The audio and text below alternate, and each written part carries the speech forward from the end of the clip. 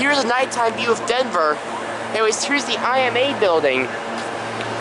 We're gonna try and ride this elevator again at Denver Union Station in Denver, Colorado. Let's see if it's working again. Oh, yep, it's working. Oh, it's working today.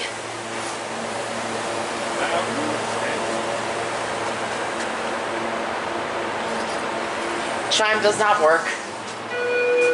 Let's go to P3. Go down to P3.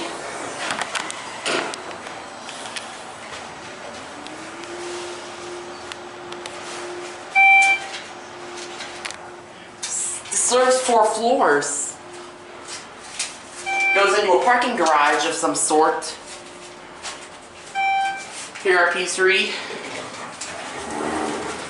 B. Ring the bell. Door close button does not work.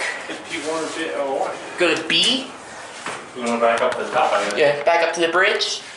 Just like the other ones. HT valve resistant, hands-free ADA code compliant phone, 4,000 pound capacity, control panel.